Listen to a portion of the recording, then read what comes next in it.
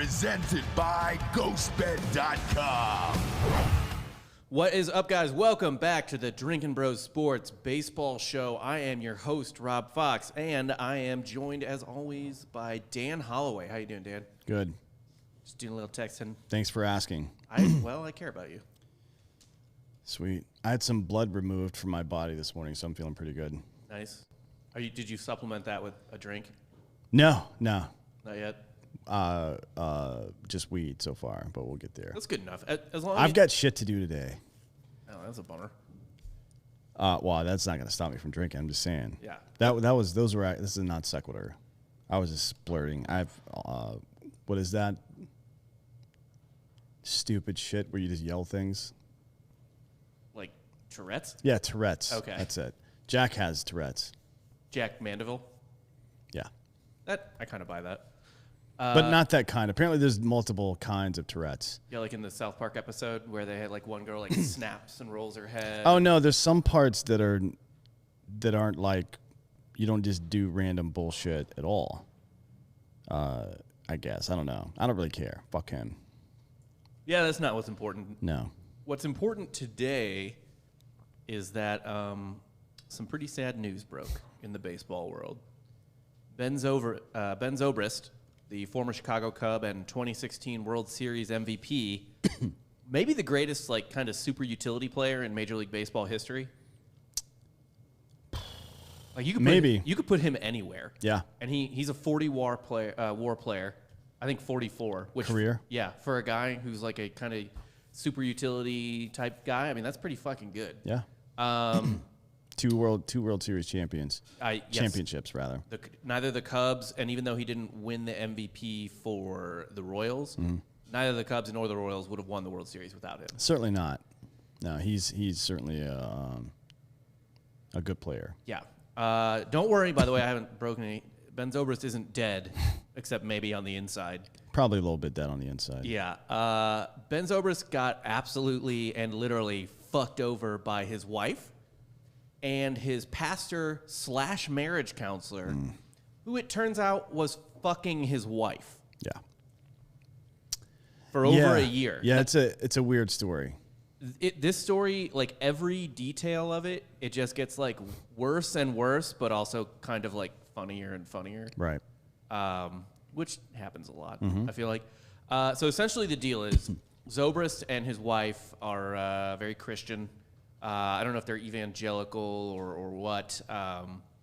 Not Catholic, obviously, since their pastor was banging his wife. Yeah, I mean, if it would have been banging his kid if it was a Catholic pastor. Yeah. Priest, whatever the fuck they're called. Right. So definitely not Catholic. But anyway, Zobrist pastor, Byron Yawn. How do you get cucked by a dude named Byron? Yeah. You fucking kidding me? Byron Yawn is like a Star Wars character everyone hates and gets like murdered in the first kind of like 5 minutes of the prequel movie or something. But yeah, cucked by a guy named Byron. That's unfortunate. Actually, I feel like being cucked by a guy named Byron pretty common and respectable in like Victorian England. Yeah, not today though. Yeah. I mean, you expect to get cucked by a dude named Kyle now, I guess. Maybe in Jacksonville at one point in time. Why Jacksonville? Byron Leftwich. Did he cuck a lot of people? Gotta think. Gotta imagine, right? I don't know. He seemed like a relatively respectable young man. Maybe he did it on accident. Like didn't know that That's true. they were married, didn't care, not his problem. I mean, it isn't his problem. Frankly. This kind of was Byron's problem though, because Byron was their faith leader and also their marriage counselor. He was their counselor before, like leading up to the marriage, like making sure they were good with God and each other and all that stuff. During their marriage, for both good times and then later, especially for the bad times, like when they were hitting rough patches, Byron was the one seeing them both through it or whatever. That'd be Ben Zobrist and his wife, Juliana. And he counseled them and tried to fix their marriage while he was fucking Juliana Zobrist. This actually is the premise for a show that Jared and I wanted to make, where it's kind of like Nurse Jackie or something like that, where it's a healthcare professional that's a total piece of shit. Yeah. But instead, it's me. I'm a psychiatrist, and I'm just using everything I'm hearing in confidence against people. for my own benefit. So it's basically like if Dennis Reynolds from It's Always Sunny was a fucking psychiatrist, but much smarter and not inept as he is. I have a little bit of terrible news for you. That show's about to come out. Oh, really? I mean, that's not terrible news. Yeah. I want to watch that. Yeah. The only reason I wanted to make it is because I think it's so fucking funny. So starring Paul Rudd and Will Ferrell. hopefully it's good. I love both of those guys, but I mean they've gotten that whole fucking Apatow gang has gone severely downhill recently. Like This Is 40 isn't recent, but it's one of the worst movies I've ever seen in my life. This one, I don't know who wrote it, who's directing it or anything. It's a miniseries on Apple TV. It's based on a podcast where literally like a therapist did that to his patients. And Paul Rudd's like the good-looking sociopath, and Will Ferrell's like the moron patient he had that he just kept like. Now, is this a movie or a TV show? It's a miniseries on Apple TV. Trailer's out now. It looks really good. But hold on, what's it called? The Shrink Next Door. Yeah. That's awesome. I love that somebody's making this. I also love that these two people specifically are involved. I really hope it's good because I like both of them as actors, and I also obviously, Jared and I talked about this 2 years ago doing this show, so I'm into it. I don't care if whenever I have an idea, I don't give a fuck if it's me doing it or not. As long as it gets done, I have ideas that I want to see. Yeah. That's it. So they've just saved me a lot of work, and also they're way better at writing and acting than I am, so that all works. Fair enough. Super happy about this. And Catherine Hahn's in it too. She is fucking hilarious. Yeah. No, it's a good crew. It's a good cast for sure. But Jan, to the actual predatory fucking pastor, by the way, he's basically like being their psychiatrist without the training to do it, but he's a pastor, so it's fine. Right, yeah. That's my favorite thing in the military. I think that chaplains in the military is one of the more unconstitutional things I've ever heard of. Yeah. Like it's a federal employee who is a representative of a specific religion. How can that possibly be okay? How can that be okay? And the people will say, oh, he ministers to people of all faiths. What? The fuck are you talking about? That's like a butcher. He butchers meat for everybody. Like, oh, even fucking vegetarians? I'm sure that's super helpful for them, motherfucker. Did you ever watch Generation Kill? Yes, of course. There's a great scene in that where the guy's just like, the pastor's going around and the guy's like fucking pissed off about it. That's how it is in real life too. Yeah. I mean, that show was based on real life. That's probably one of my favorite shows I've ever seen, just from the banter alone. It's one of the better made programs dealing with the military in modern day for sure. But the reason for that is that the Skarsgård family that was intimately involved, obviously, I think he's not the oldest son, but I think he's the middle son, but the one that everybody knows from True Blood, right? Yeah. He and his dad were both in the fucking Marines in Sweden, right? Oh, I didn't realize that. Yeah, and Fruity Rudy played himself, right? And he was a technical advisor on it as well. So, I mean, it was good. Big fan. Great fan show. of that. It is a good show. But so Jan, wait, what the fuck were we talking about? Ben Zobrist getting cucked. Yeah, but how did that lead to that shit? Were we talking about chaplains? We're talking about how chaplains. Oh yeah, bullshit. chaplains are dumb. Yeah, so this guy just because he believes in fucking whatever the fuck he believes in is somehow qualified. Like if you applied the lessons from the Bible to your actual marriage, you'd probably go to jail. To be honest, I mean, shit, man. Who was the dude you guys had on, the living biblical guy? Oh yeah, who the fuck was couldn't? that? You can't like sit in the chair your wife sat in if she's menstruating. Yeah, you gotta have like yeah, a menstruation chair. Yeah. You can't. I mean, everybody should have a menstruation chair. Let's agree be with real. that. Menstruation chair. Yeah. But so he got to be their counselor with basically no real training or whatever. This guy Byron Jan, and the best part was when he was helping them fix their troubled marriage. Yeah. Troubled for reasons I don't know. Jan told Zobrist that Ben Zobrist needed to give his wife some space. That's just enough space for Jan's wiener to go inside of her mouth, yeah. basically. This is while they were fucking. He was like, maybe you just need to like give her some space, maybe stay in a hotel, blah, blah, blah, etc. or like let her go stay in a hotel, treat herself, and then like Jan went and just like fucked the shit out of his wife. Hey, man. Again and again and again. But here's the more fucked up part. It gets like more and more and more fucked up. Byron Jan wasn't just like their counselor. Like they'd go into the church and sit in his office and talk. Like they texted. He's like a close family friend. Jan was involved in Ben Zobrist's charity. We'll get into that in a bit because this guy's a monstrous piece of shit. Yeah, he's apparently being sued for defrauding the charity of like $6 million or some shit. He was while he was fucking Ben Zobrist's wife, he was also fucking Ben Zobrist's charity. Well, look, at least he's consistent. I mean, He just fucks everything. yeah. Yeah. You don't have to wonder where this guy's allegiances lie. They lie solely on himself. So at one point, Zobrist texts Jan and says he's distressed. Distressed because his wife had accused him of abuse. And this is him talking. She used the words emotional, verbal, and spiritual abuse. I was shocked.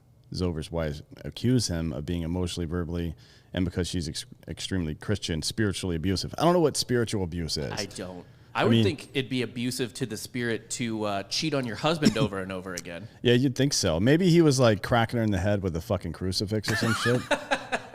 Or just like pop her in the head with a Bible from time to time. Like, hey, you're not supposed to be talking. It says it right here. Bang. Yeah. Waterboarding with holy water is still waterboarding. I guess. So while she was getting beefed by this pastor / counselor, she was accusing him of abuse. Yes, a 100% innocent man. Well, maybe not. Maybe he was That we verbally know of. abusive. He abusive. He responded to, or he followed that up. I didn't put this in. He followed that up with being like, I absolutely, and this doesn't assuage him of anything, but he was like, no, I refuse to accept that. Like, absolutely not. That is not true. Well, of course he's going to say that to another man. Right. Right. He's not going to admit to any, but that doesn't look. Who the fuck knows?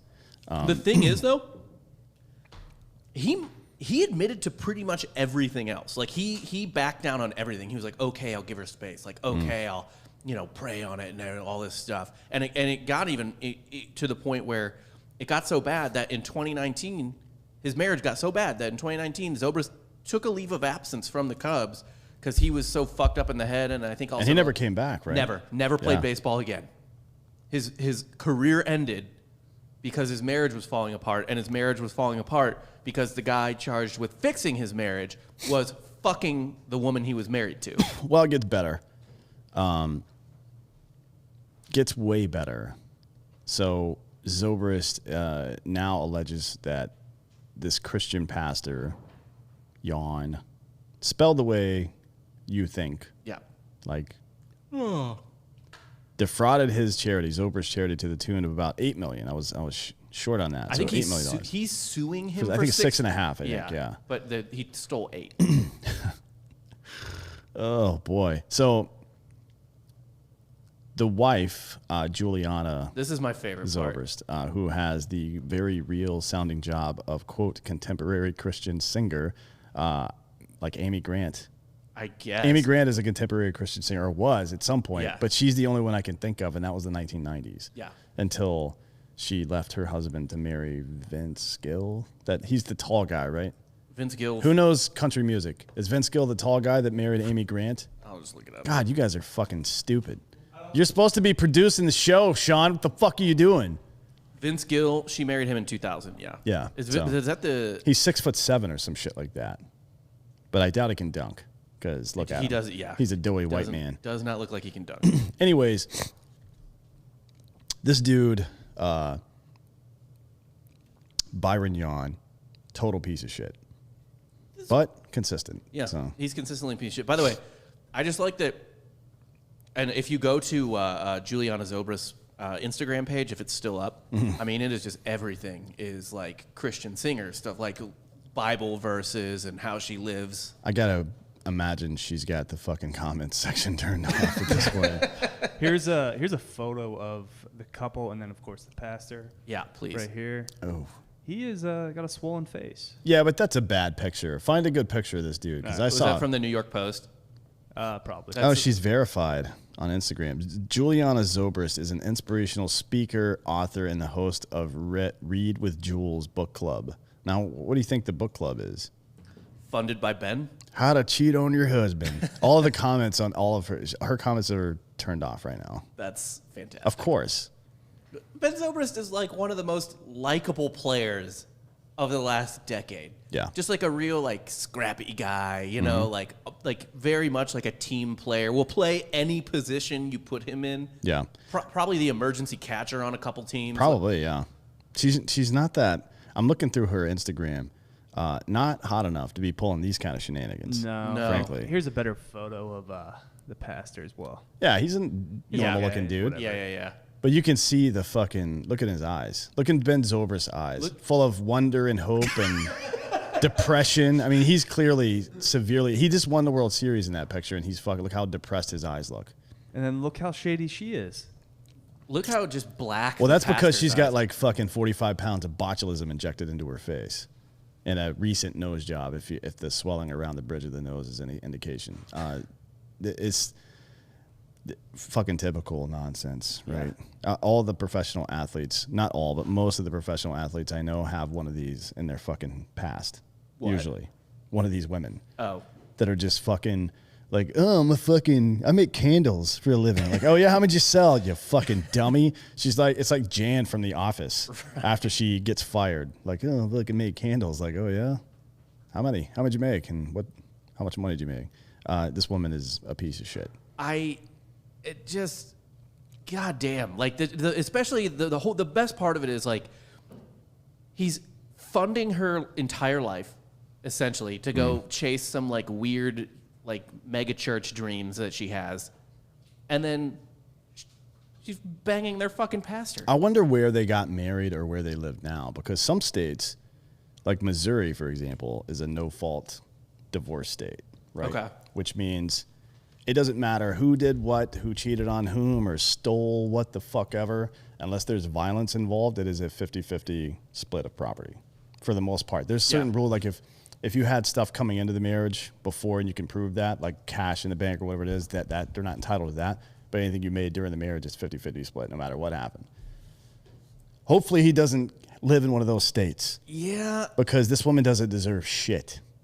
No, not a goddamn thing. Yeah, She should get $0 fucking dollars of like alimony or anything like that. She should get shit on in public. Like literally shit on. Shit upon, rather. I don't know. What's the proper word there? Shat upon. Shat upon. Yeah. Well, when you're fucking a guy named Byron, shat upon feels like the right. I wonder what kind of, was he just plowing her or were they like duking out on each other and shit? I hope it was absolutely the most duked out. unchristian sex you could possibly have. What's Christian sex? Just like fucking missionary but no eye contact? Like you're both face to face but you're like looking slightly off to the side the whole time? Yeah, you're looking at not like a crucifix because that's too Catholic. Like this is mega church Christian, so it's got to be at like just like a nice picture of a very white Jesus that maybe she painted even. Right, Because she's an artist. Yeah. Catholicism sex is just straight doggy. Yeah. Yeah. Yeah. You Yeah, gotta, you know, fish on Fridays and doggy style sex. That's what Catholics are most known. Well, and raping children too, I guess. But you know, whatever. those three in some order. Mostly those three things. In some order. Anyways, hopefully this woman gets mouth cancer. And Just fucking awful. I think they got married. I don't know for sure, but she's from Iowa, so they might have got married in Iowa. I doubt Iowa is too progressive on the fucking divorce laws there. So he might be fucked on that one. God damn it. But it also has to do with where, I mean, they probably didn't get married in Iowa. Well, who knows? Oh, I think he's from Iowa too, actually. Oh, really? Shit. Maybe they did. Yeah. Fuck, man. Well, hopefully you can just disappear into that cornfield and field of dreams, my man, because, you know, he made $80-some million in his career. He probably has like $20 million in the bank, if I had to guess. Yeah. And some probably property property, stuff like that. Fuck. This woman's going to live an enchanted life despite her fucking bullshit, probably. Yeah. For her, it's a no consequence divorce state. Yeah, probably. I mean, imagine like I'm gonna cheat on my husband and cause him horrifying emotional distress and kind of get paid for it. yeah, more or less. Yeah. Let's see. Adultery in Iowa. Iowa is a no-fault divorce state. Tight. Fuck. Tight. Sorry, Ben. Who I'm not sorry for is Jacob deGrom. This motherfucker, over the last couple of years, has managed to add 4 miles per hour to his fucking fastball, which is weird enough. While everybody else is getting tuned up for this whole spider tack plus suntan lotion situation, the fucking grip. Garrett Cole's been called out quite a bit for it, and his performance has suffered recently. Same thing with Trevor Bauer. Fucking Glasnow actually hurt himself and might be out for the rest of the year now. Right. Because of it. deGrom was the first person checked in between the first and second inning, I think. Yeah, it was right after his dominant first inning of work. So I don't know if Atlanta requested to check him or how that works, or if they just did it for GP or whatever. But they looked at his hat and his glove and his belt. Took about, 30, 40 seconds maybe. And then he went back into the dugout. They clearly didn't find anything. No, they didn't find it. So this happened after his first 3 pitches to Ronald Acuna Jr., all over 100 miles an hour. Yeah. To the point where if he keeps throwing this way for the rest of the year, his fastball average velocity will be the first one at triple digits. Jesus Christ. Just average. I got to find this on Reddit, by the way. There was another pitcher. I forgot to put the thing in there. Caught in the dugout wiping off the brim of his hat after an inning. Who was that? I got to find this really quick. It was fucking ridiculous. Like, he has a towel and he's just like fuck. Why don't you just go get a new hat out of the clubhouse? Yeah, I don't really understand that part of it. But yeah, that doesn't necessarily imply guilt either. Some people have it's a baseball thing, and pitchers, especially left-handed pitchers, they're gross for some reason. A lot of left-handed pitchers will. This has been my experience. Have the most disgusting fucking hats that they wear the same hat all year, maybe multiple years, and never wash the goddamn thing. It's fucking gross. It makes no sense to me why people do that, unless you're literally hiding like pine tar, spider tack. Maybe that's it, or maybe they're just maybe there's gross people, or maybe they're fucking. Yeah, I don't know. The Craig Biggio helmet type of situation. It's fucking all of those guys on foul. The early '90s Phillies were the same way. They were all chewing tobacco and had mullets and fucking disgusting hats. Anyways, deGrom became the first pitcher to be checked by umps, and his first 3 pitches were over 100 miles per hour. That's nothing new. He was cleared and then went on to dominate the Braves. He pitched 5 innings, scoreless. 5, but it was 5 out of 7 because of the doubleheader. Yeah. They took it. I mean, and also he was banged up recently, so there was no need to really push it. Oh yeah. So 5 innings, 6 strikeouts, no runs. My question was with that, I guess I don't know. I assumed it was Snitker that asked for it, because I don't know why the MLB would go out of its way to check their likely MVP in the National League. Well, I mean, if somebody was on pace to hit 150 home runs right now, you would probably be checking their bat, frankly. You'd be checking their blood, too. This guy, no one has ever done what he's doing right now. We're about halfway through the season. We're about a week and a half away from being halfway through the season. Yeah. And he currently has a .5 ERA. And the best ERA for a starting pitcher over a full season in history, I think, is 1.12 by Bob Gibson. Yeah. I think it's 1.12. And that was when the mound was fucking lowered, and they had to lower the mound the next year. Or they had to lower the mound, the next year. I mean, it's like they did a 1-year thing, changed the mound. Bob Gibson lit people the fuck up. So the only player in modern history that's even been within 2 times as good as he is right now is a Hall of Fame pitcher. Who some consider who benefited from a different change, right? Like in that one season that hitters weren't used to. He's not doing anything that anybody else. Look, the best pitchers in the game, Garrett Cole, Trevor Bauer, etc., have all been accused of this shit, and it looks like they've probably been doing it because now they're all complaining about grip. Yeah. So I don't know what deGrom was doing, but they checked him. He wasn't using what they told him not to use, which is anything, by the way, because they just banned everything outright because they didn't want to do the work.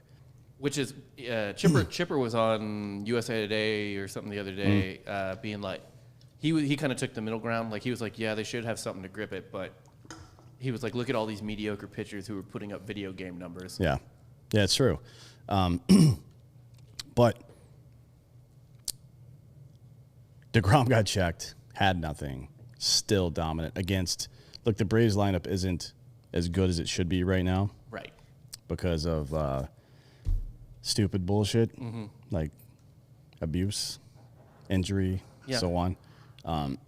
But he lit them the fuck up. Like, I watched all 5 innings. He looked as good as I've seen a pitcher look ever. Yeah. So I don't know what the fuck. It begs the question. And they were talking about it on, I think it was on it was on Get Up this morning. It was Stephen A. Smith, right? No, it was Get Up. It was Greeny and Kendrick Perkins, and I can't remember who the other guys were. One guy was a former football player. They were talking about who is the most dominant athlete playing right now. One guy, Kendrick Perkins said, I think he talked about KD a little bit, Giannis a little bit, about how dominant compared to their peers in the NBA. And that's a fair assessment, I suppose. And he's an NBA guy, so obviously he's going to say somebody in the NBA. The NFL guy said Aaron Donald went on to quote some players that constantly talk about how dominant Aaron Donald is within his own sport. I don't think if you're going to say football, I know Aaron Donald is like a fucking machine. Yeah. Like terrifying, like machine, like man, bear, pig type of defensive end. Yeah, he's crazy. But I don't know how the answer, if you're going to go with football, could be anything other than Mahomes. Yeah.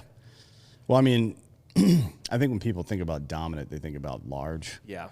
Maybe because Shaq's name gets brought up a lot. Like they made the distinction between the best and the most dominant. Right. And that's a distinction you have to make because Shaq was definitely the most dominant player in the game when he played, when he was healthy. I don't know if he was the best, though.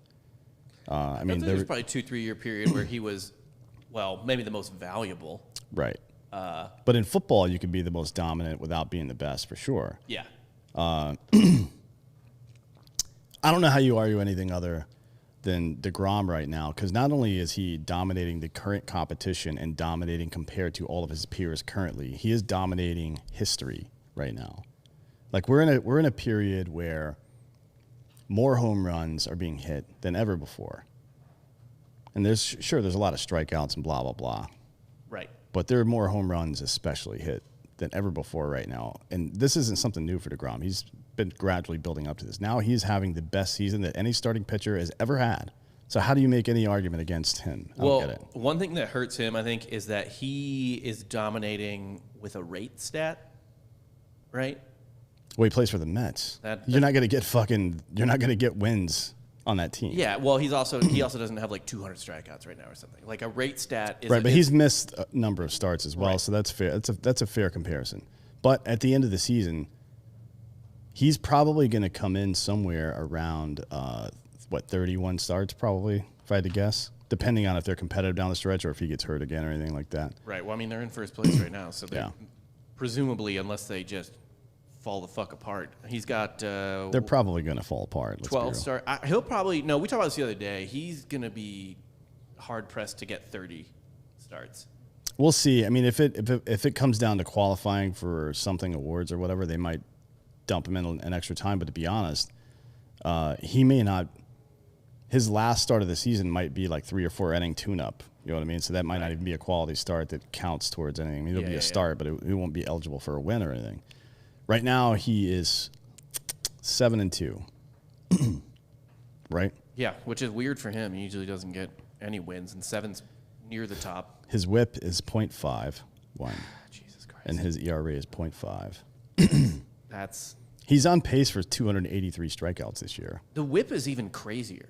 Yeah, .51 WHIP. That's like closer stuff. That's like 60 save closer that's stuff. That's one of the best closer seasons of all time. The stuff. Yeah. But my point on the ERA is that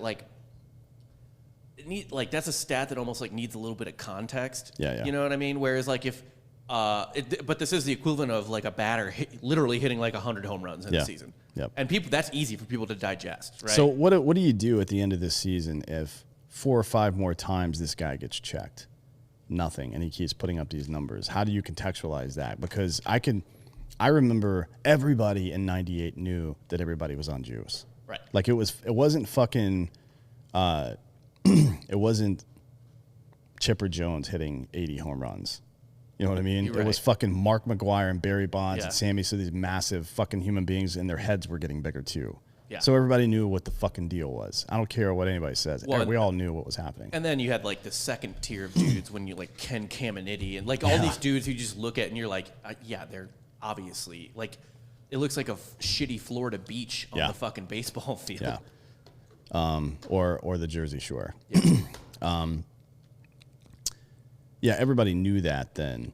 So even though I was seeing 62 guys with 60 home runs, multiple people getting into 50s pretty much year after year. Albert Bell, fucking, I think A-Rod got close.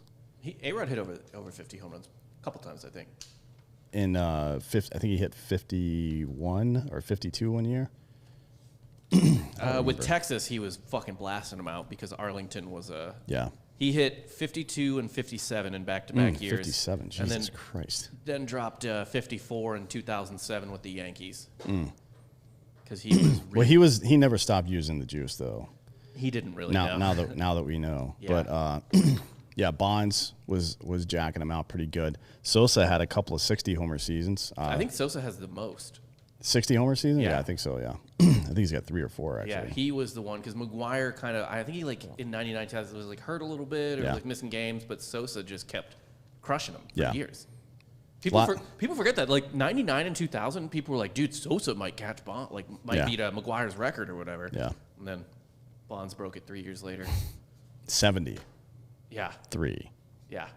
That's a lot of home runs. Yeah, but back then we knew that, right? So we knew everybody was cheating. If you wanted to call it cheating, I don't really care one way or the other. Now, unless this dude pisses hot for something or they catch him using, I mean, look, you can't grip your way to 100 miles per hour with accuracy. I mean, I guess the grip helps with accuracy, but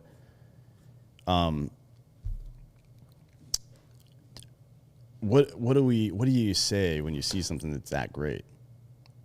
Because every time a major record like that has been broken,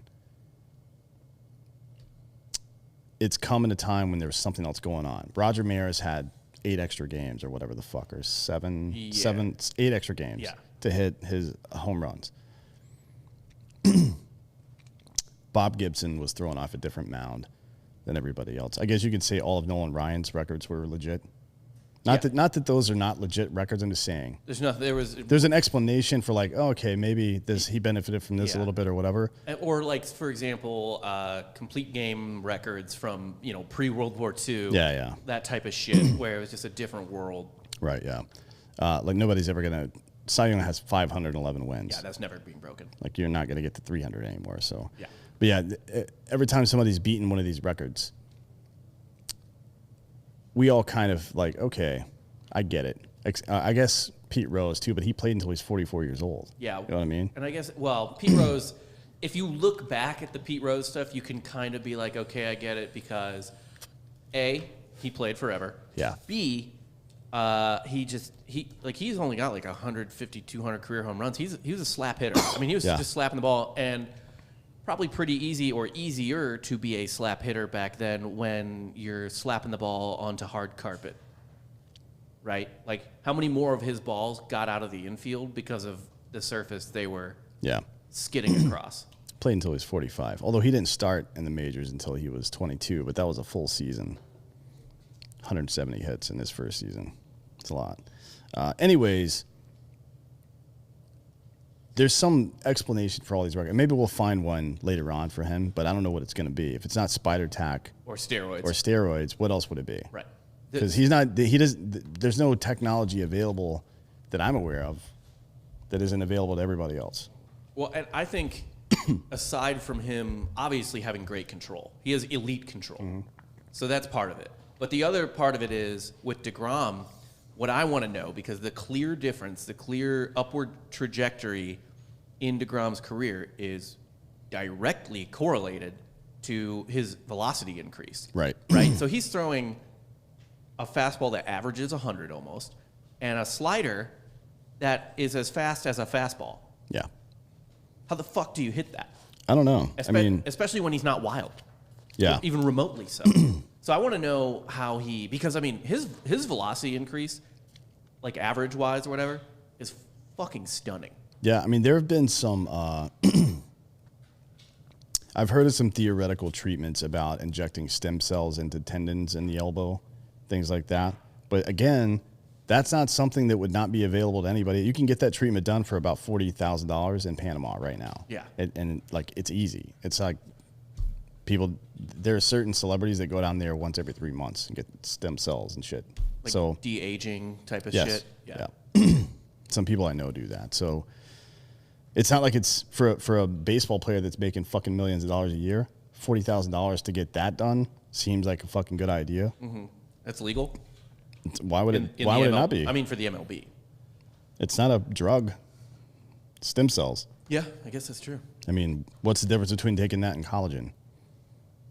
I guess I don't know. Yeah. Anyways, deGrom is the best pitcher in baseball right now, and he is 100% the most dominant athlete on earth right now. Would this be if he ends the season with like a 29 starts, God knows what ERA? If it's just under 1 in general, he's the MVP and the Cy Young Award winner. In my opinion, that's obvious to me. But what I was gonna ask is, where do you rank that as like the most dominant season of all time? That's the most dominant season of all time. I don't mean for a pitcher either. I mean for any player. I don't know, some of Babe Ruth's early years, because he was the only person doing what he was doing until Lou Gehrig showed up. Yeah. Right? So maybe one of those in the early 20s. More home runs than the entire league. Yeah. Like in the early 20s, maybe one of those years. But, and maybe deGrom figured something out that everybody will figure out later, the same way with Ruth, like the ability to lift the ball. Yeah. And just changing your swing. I mean, they've done it recently with the launch angle thing. So maybe he figured out some kind of leverage that is irrespective of spin rate that nobody else can do right now because they don't know how. Yeah. And then somebody's going to be like, hey, what the fuck? Because, look, if you're a pitcher in baseball right now, you should be watching every piece of tape on deGrom you can find and trying to do exactly what he's doing. Yeah. Right? Because it's obviously working. You obviously, you need to go to me like, what are you doing in the offseason? Like, what do you do between starts? Yeah. Because I need that. Just give me your stem cell guy. Yeah. Hopefully it doesn't involve Balco. We got a couple ads. Yeah. To get into. Starting with MyBookie, who we're actually going to run through some bets for today that we think you should lock in, or I do, and you can tell me if I'm wrong. I can go fuck myself or not. Well. But yeah, MyBookie is one of our favorite sponsors. We bet with them all the time. Your favorite athletes are always striving to put themselves in a winning position, and it's about time you do too with MyBookie. At mybookie.ag, you're set for victory with a host of great odds and prop bets, which are my favorite, to fill all your sports betting needs anytime, anywhere. Bet NBA and NHL playoffs, daily Major League Baseball games, and all the best combat sports as well, and golf. If you want to listen to Fake Dan's picks on that, they're usually pretty on fucking point. If you've been waiting for the right time, that time is now. So make your winning move today. Sign up and use the promo code DrinkinBros to receive up to $1,000 signing bonus. Along with your first deposit at mybookie.ag. So if you put in 1,000, you get 1,000, right? So it's a match, right? Yep. Yeah, pretty good. So that's like free money. Basically, it goes into your free play account, so you can play it just like you can regular cash. Yeah. So yeah, mybookie.ag. With that, again, that promo code is DrinkinBros to claim your bonus. Experience sports in a whole new light. And have a chance at some serious cash along the way. Bet anything, anytime, anywhere with MyBookie. And next up, we have GhostBed. Everybody knows GhostBed. Yeah, you want to tell them about? GhostBed.com/DrinkItBros. It's GhostBed, man. They get the new stuff. They got the 3D Matrix bed. We've got a piece of one of them in here somewhere. That bed's dope as shit. It's also cooling, just like the Luxe. So if you enjoyed the Luxe, this is just a better version of the Luxe that they've released now. 30% off everything when you go to DrinkItBros or ghostbed.com/DrinkItBros. They got the sheets, they got the pillow. They got 3 different types of pillows. One is a memory foam one. One is the stuffed one. It's shredded stuffing, and you can remove or add more stuffing to it depending on how you like the pillow to be. which is kind of dope. If you need more, they'll send you more, but typically it comes over stuff, so you remove some. Oh, nice.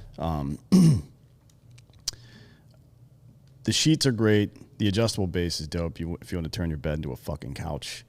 Like, if you're as lazy as I am when you're at home, we just do so much stuff whenever I get home. I'm like, I'm not doing shit. I don't even clean my own place anymore. I just live in my own filth for the most part. But, yeah, if you want to do all that stuff, turn your bed into a couch, enjoy your life a little bit, get that adjustable base, get the mattress protector if you really want to enjoy your life. If you're counseling Ben Zobrist and his wife, for example, you're definitely going to want that. Go to ghostbed.com/Drink Bros. Get them deals. 30% off, I think. They still have a flash sale for 40% off as well. So Nico the Greco says Zobrist's wife got the extra stuffing. yes, she was absolutely overstuffed. I don't know. It's the appropriate amount. Well, yeah, actually, she did not believe she was overstuffed. No. I don't know if the limit existed on Yeah, it stuffing. depends on which customer you ask in that. You know what I mean? Yeah, So 100%. And then finally, last but not least, we have Killcliff CBD, which I am enjoying right now. The GOAT, the grapest of all time. is that your favorite? Everybody's got their favorite. I actually I like Strawberry Days better, but there weren't any in the fridge. I gotta pack some more in there. But the goat's good too. You know who else needs to pack somewhere in is Juliana Zobrist. Yes. Pack some more wieners into her vagine. Oh, I thought you meant.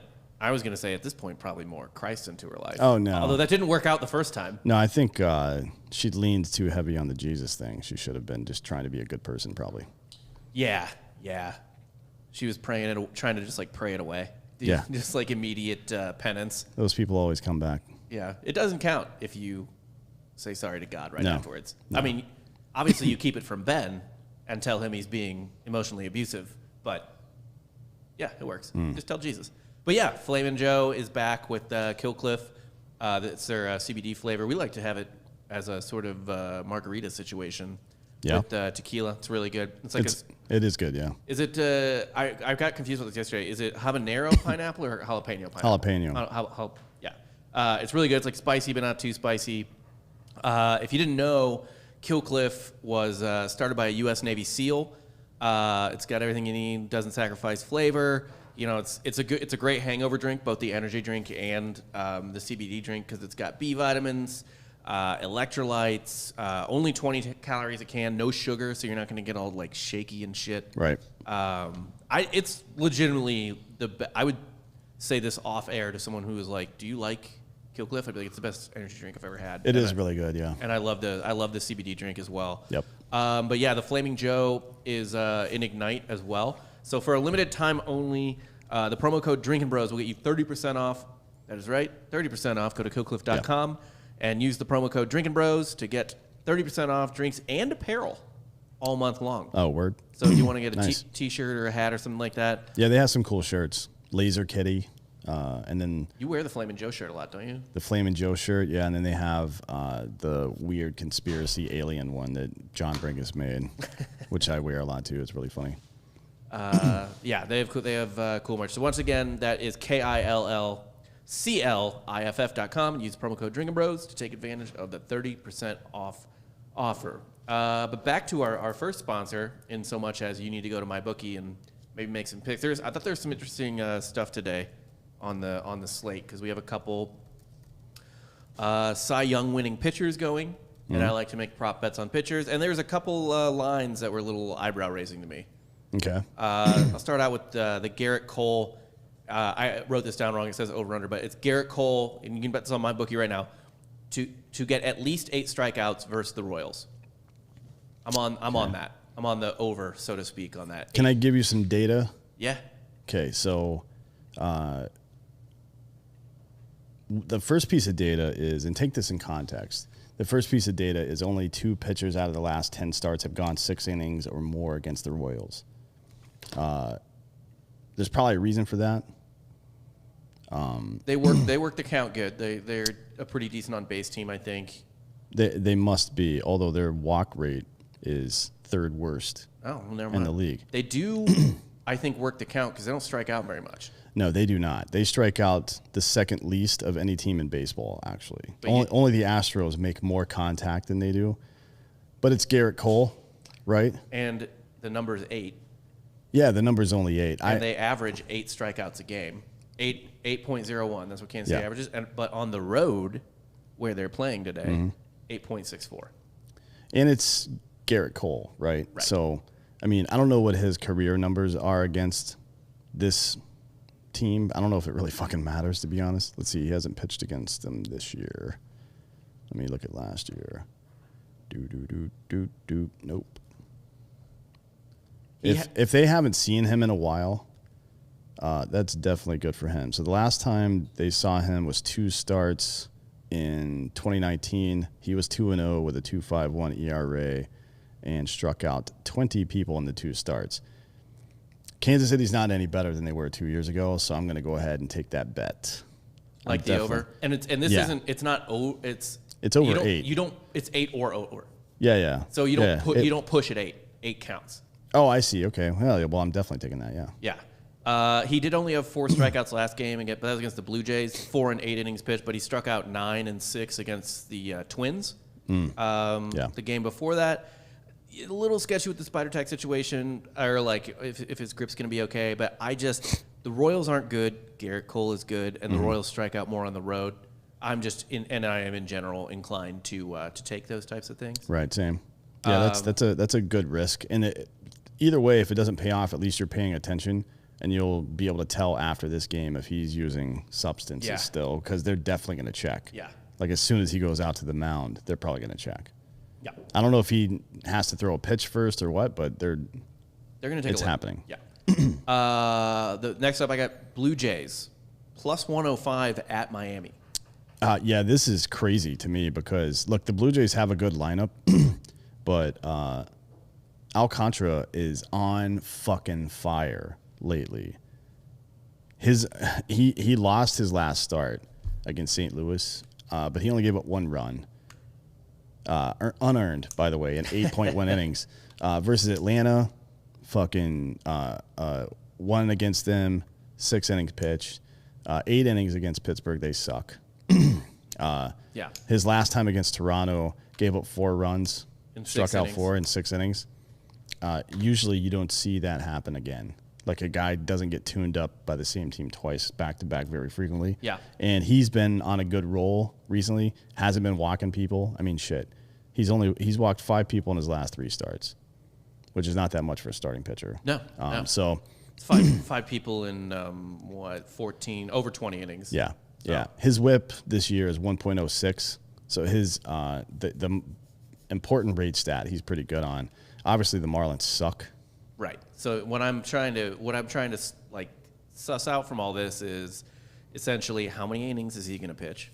Yeah. I mean, their bullpen sucks too. Yeah, their bullpen sucks. And I believe this is in Florida. Yeah. So I guess they don't really have a home field advantage aside from not having to travel, I guess. I don't know about the Marlins, to be honest. I've never been to a game at that stadium, but I've watched a lot of them on television when they play the Braves, and it looks like there's about 14, 15 people there. Always. Total, so I don't know about that. They definitely disprove the notion that if you have X amount of, racial or whatever group that loves a sport in your city, it'll definitely succeed. Yeah. You know what I mean? Yeah, it's not true. Because it's full of Miami is full of Cubans and Dominicans, and they both love baseball too, and there's no fucking. Oh, and Puerto Ricans too. Yeah. Like the 3 probably most intense Latin fan bases for baseball, and those stadiums are fucking empty. Yeah. Every and they're gonna continue to be empty too. Yeah. So when people are like, "Oh, the MLS will do great in next city because it's like there's lots of Mexicans," like, no. Maybe, yeah. I always just point to Miami, and I'm like, well, I don't know why that whole city hates baseball for some reason, but they do. Yeah, I don't know, but I mean, this is at 105, plus 105 Blue Jays. Blue Jays are plus 105. Yeah. So I'm probably going to take that because they've even in their losses recently, they're still putting up pretty good runs, and the Marlins just can't score, right? So there was one game against the Orioles. I'm going to look, but I'm guessing it was John Means that started that game. Let's see here. because he's their best pitcher. Now it's Eshelman, who's also having a pretty good year. He's got a 1.93 ERA. Yeah, they've run into some bad luck here and there offensively, but that fucking that offense is pretty consistent, I would say. Yeah. It's worth noting too, and it's kind of dumb to like discount it a little bit on the Alcantara side, and then like pump this like, oh well, this is proof that Toronto's going to do great. But they have Ross Stripling going, and his season numbers not eye popping, pretty fucking pedestrian. But his last 5 starts, 0 earned runs against the Rays, 1 earned run against Cleveland, 1 earned run against Houston, 4 against Boston, got dinged up in Fenway in 5.2, and then only 2 earned runs and 6.2 innings against the Yankees. So he's been with 9 strikeouts. He's been pitching well. He's on a good roll, yeah, for sure. And I saw some of that Boston game. He was super wild in the strike zone. So all the other games, he's looked pretty sharp. I don't know. He came over from the Dodgers, right? Ross Stripling? Yeah, wasn't he like a middle reliever for the Dodgers or some shit? Let me look it up. For a while, and he came over remember. sometime last year, or maybe before last year. I don't remember. But he's Yes, he was with the Dodgers. He was starting, and he was in and out of the bullpen. okay. Yeah, I see that. I'm looking at it now. All right. He's had good success lately. Ride the hot hand. I'll definitely go Blue Jays on this one. I would be surprised to see Alcantara get really tuned up, but I do think they have the better shot here for sure. Yeah. I mean, it's the type of thing, they're playing a 3-game series. Do you think the Blue Jays and Miami, if they play 3 times, do you think the Blue Jays win 2 out of 3? I would expect so, yeah. Right, so but I mean, the Blue Jays play under their capability quite a bit. I mean, they've had a relatively decent season, and they're still like 4th. Right. So everything we thought the NL East would be, the AL Yeah, East has turned for into. sure. That is the division of death. Yeah, it is. Who's up next here? Giants plus 110 at the Los Angeles Angels. And Haney's starting for the Angels? Yeah, pound that. Yeah. And DeFalskini is starting for the Giants, and he's had a pretty decent. I mean, all the Giants pitchers have had a good year this year. The Angels suck. The Angels are fucking dog shit. DeFalskini, 3.01 ERA and a WHIP at 1.03 actually. So his WHIP is actually much better than his ERA. And then you have the Angels, who, aside from Ohtani, are just like limp-dicked completely. Like, they're not going to get on base. No. And then the Giants are still the best record in baseball. I mean, Trout's still out, and fucking, what's his nuts? The dude from the Nationals, Rendon, still not hitting. it's just it's just cursed at this point. Yeah. I don't know. I mean, like, I'm a little afraid for Ohtani, to be honest. Just like feel like something terrible is going to happen to him. I know, it does seem like it. They need to move that team the fuck out of there. Just is what they need to do. Get them out. The A's and the Angels, get them into like Texas and Vegas, Yeah. essentially. Pretty much, yeah. That needs to happen fucking yesterday. But the Giants have, I mean, you can't really say they're on a roll because they've never not been on one this year. But they continue to march forward. I mean, if you look at the standings, it'll always tell you how a team's done in their last 10 games. I haven't seen the Giants not be 7-3 or 8-2 or whatever at any point this season. The Giants are kind of doing the classic, essentially what you need to do to be a great regular season team, just win series. You win. That's what Bobby Cox used to say. Yeah. He used to say, if you win series at the end of the year, you're going to have somewhere between 89 and 93 wins, typically. Just if you win every single series. Right. Not every single series, but if you just win most of the series. Right. Right? You end up winning about 60, because of 4-game series as well, if you split those, you end up winning about 63% of all your games. And the Giants currently are winning 63.9% of all their games. So, they're the best team in baseball. Betting on them is a good idea. I don't know why they're plus 10. I understand it's on the road. But, I mean, what are we expecting this? I mean, did they not hit well against lefties? I don't know. Let me look at that. That'd be the only reason I could think of that they would be. I mean, they'd be both be minus odds, right? But maybe one was you bigger would than think the so. other. Yeah. Team batting. Can you do splits? You definitely can on Fangraphs On for sure. Fangraphs, yeah. Yeah. That's always a good thing to look at. Yes. Because some teams do not hit well against lefties for whatever reason. I remember that was a thing with the Braves for a couple of years. Like a lefty, like the most mediocre ass lefties would just come out and fucking murder, murder Atlanta. And it was to the point where if I knew a lefty was pitching, I would just get the fuck out of. Like I just wouldn't watch. I'd be like, I will come back tomorrow. This is going to be fucking unwatchable. Okay, here we go. Fuck off. Versus lefties. Average. San Francisco. I mean, they're in the middle of the pack against left-handers. They're not terrible. Right. So that's not enough to justify. And I Heaney wouldn't sucks. think so. Yeah. And they don't strike out that much against lefties either. They don't strike out that much in general, but they don't strike out a lot against lefties compared to other teams. Yeah. You know, what's their slugging percentage against lefties? That's usually a thing that takes a big dive. What the fuck? It's not in here. I can calculate it myself. Hang on.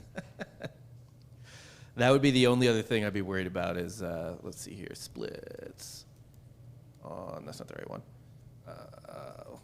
Yeah, that typically, like, you know, when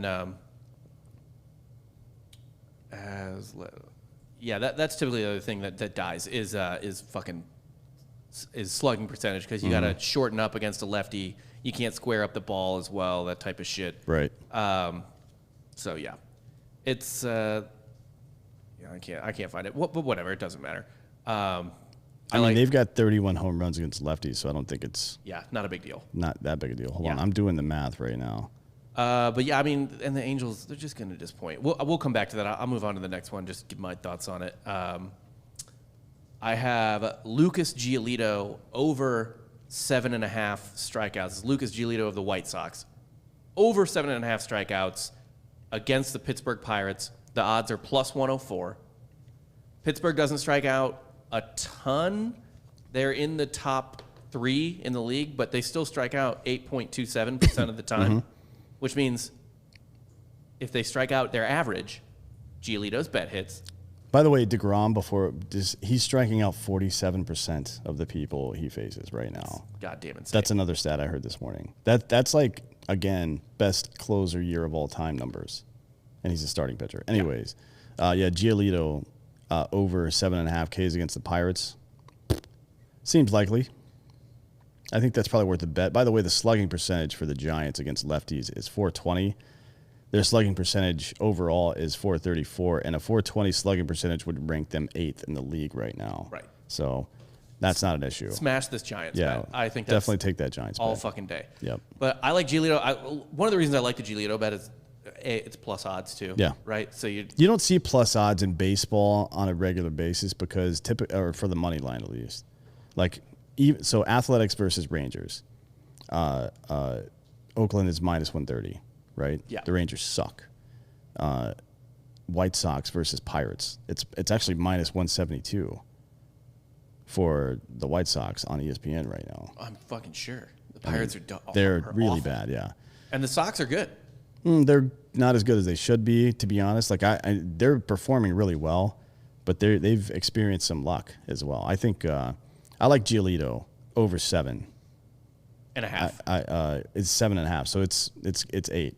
You're guessing 8. Yeah, and that's how if the Pirates just go with their average. That's their average for the whole game, though. He averages 6.5 innings a game. Yeah. True. But and over 11 strikeouts per 9. Yeah, he just struck out 7 against Tampa Bay, and he struck out 9 each against Detroit in back-to-back starts. So he started against these guys twice in 6 days and struck 9 out both times. Yeah. Pretty sure that the fucking Pirates anemic situation is going to get worse. Yeah, he's fucking dealing right now. Yeah, he looks really good actually. His or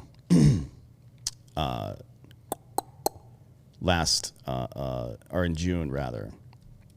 3 starts, 19 innings pitched. Not bad, 25 Ks. So yeah, he's way ahead of his he's way ahead of his fucking pace for strikeouts. Yeah, that looks good. I like that bet. By the way, I actually really like the White Sox as a future bet to win the World Series. It's plus 800, and Giolito and Rodon is a pretty fucking good top of the rotation. It's not bad. I mean, look. Rodon's on fire. People just don't know who these guys are because they're not household names, but they're performing. I mean, the White Sox are 43-29 right now. Yeah. 43-29, and by the way, they started off like shit.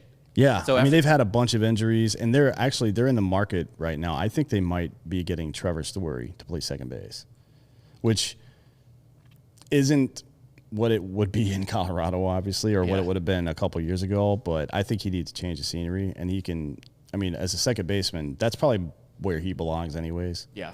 There's a lot of stuff going on. Trades, potential trades. Anyways, yeah, I like this bet. Like it a lot. They're the second best or the third best team in baseball right now. The Sox, yeah. Yeah, they're tied with the Dodgers and – oh, no, I'm sorry. The Dodgers and Astros are tied, and then the Sox and Red Sox are tied.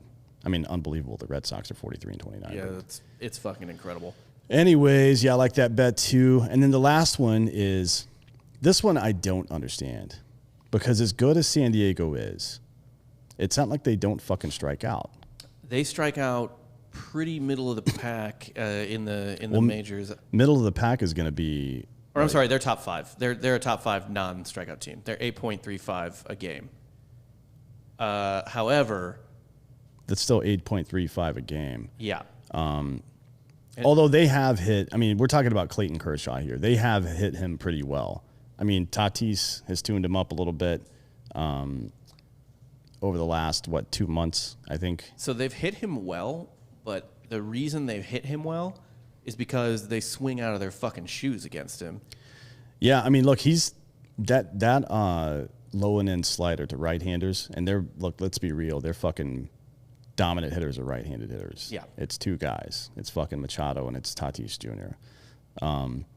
Hosmer probably doesn't hit too well against. I mean, he probably hits better than other lefties, but I doubt he hits well because he stays in the ball pretty well. Yeah. But I'm just looking at the last 3 starts for Kershaw. 9 strikeouts, 9 strikeouts, 9 strikeouts, all in 6 innings. Against Atlanta, who's got a good offense. Philly, who's got a decent offense. Texas, who has no offense. But he's pitched, let's see. Where are these games against San Diego? I know he pitched early in the year. He's got 2 back-to-back. Yeah, back-to-back games. The first one he fucking struck out 8 in 6 innings, no runs. Second one he gave up 2 home runs, but he still struck out 7 people. 2 home runs to Tatis. That was Tatis's fucking. Yeah, he fucking insane. crushed both of them too. Yeah, but that's the day Tatis came back from injury too. Yeah. No, it was Trevor Bat was the second day because he had. Yeah, that was just the weekend we were all nutting over Tatis because he went fucking insane. Yeah. Anyways, this is a good bet. I think you should expect Kershaw to go 6, 6.5, or 6 1/3, maybe 7 innings, maybe. I think he'll go into the 7th inning probably. At this point in the dog days of the summer, you like to keep guys loose. If he's not having difficult innings early on, he's probably going to stay in. And if he pitches 6 innings, he's going to get 6.5 strikeouts or more. That's just how it is. Like it's not a matter of thinking. I'm looking at his strikeout totals for every game. 6 is his lowest, other than one game where he gave up 4 runs and got pulled in the first inning. Or I guess against the Angels, he had a weird game where they pulled him after the 5th. He didn't give up any runs, and then somehow the game ended. He pitched 5 innings and gave up no runs, and somehow the game ended 14-11. So that one got a little out of hand. But for the most part, he's had 1, 2, 3 games all season where he didn't have 6 or more strikeouts. Yeah, so he's just got to beat 6.5. Correct. Yeah, this is a no-brainer bet for me. And the casino kind of agrees. My bookie kind of agrees. It's a minus 135 odds. But minus 135 is basically a sure thing, as far as Vegas is concerned. Yeah. Like they think it's going to happen. Yeah. So I think those are good bets. I have one other one that's more of a toss-up, but I like the odds. Cleveland plus 175 tonight against the Cubs. Who's pitching for Cleveland? Morgan for Cleveland and Hendricks for the Cubs. I like Hendricks. I do too. So this is a toss. This is one where I'm like, hey, I'd bet it because of the odds more so than. But I mean, it is. The Cubs' offense has been fucking dog shit lately, though. Yeah. I mean, I don't know, but I'm looking at Kyle Hendricks' starts And the Cubs have not lost a game he started since May 9th. They've won 7 starts for him in a row. There's dominance as a pitcher, but you can only do so much unless you throw a complete game. Then there are these years where pitchers have dominant rate stats, but they never get run support and their year sucks. When you see a confluence like this guy is a number 1 starter, but his ERA is fucking 4.13 right now. He's had some rough outings. Yeah. But lately, since he's turned it around, he's been dominant and he's getting run support. Not crazy run support, but enough. That's a good bet. I'm going with the Cubs in this one, 100%. Okay. I like sprinkling the Indians just because. So they have a rookie going, and he's gotten fucked around. He's got. Whenever you have a smacked pitcher around. that the other team hasn't seen much, that's an advantage 100% of the time. Yeah. It's always an advantage. You rarely see, like if a guy is a legit prospect, you don't see him come up and get fucking tuned up the first time he sees the team because they don't know what to look for. You don't have tape on that. Like Tuki Toussaint for the Braves came up and was lighting people up, and then the second time around, it's like, bing. Yeah, it was fucking field day, right? Yeah. Anyways, that's a good bet. I could see it being like, well, it's baseball. They lost. What it's just a weird day. If you want to take these other bets and maybe like toss that on the end of like a parlay just to get your odds jacked up or something, I think that's a decent one. If you want to just kind of skyrocket it, it is a coin toss. So it's risky, but I just like the odds. I just want people to bet against me in baseball. That's one of my favorite things because I very rarely am wrong about this. But, shit happens sometimes. You never fucking know. All right, well, we're going to go, we're going to do another show. We have an interview in about 10 minutes on the main Drinking Bros channel, so come over there and tune in. What are you saying, Fake Dan? We'll talk offline. Okay, we're going to talk offline. Apparently there's some weird shit going on. I think Dan shit himself. Yeah. Well, actually... Is he diped up? No, it turns out that Byron Yan has been doing relationship counseling for him and his girlfriend. Oh, shit. Sorry to hear that. Yeah. Yeah. So she's just getting stuffed up by this pastor. She's getting beefed. Yeah. That's Family Guy's only using beefed now as a verb to describe sex for like the last 2 or 3 seasons. And Stewie was talking shit to Brian, and he goes, sorry, I'm tired. I was up late beefing your mom. And Brian's like, my mom's dead. He goes, yeah, because I beefed her to death. Oh, love it. All right, we're going to get out of here.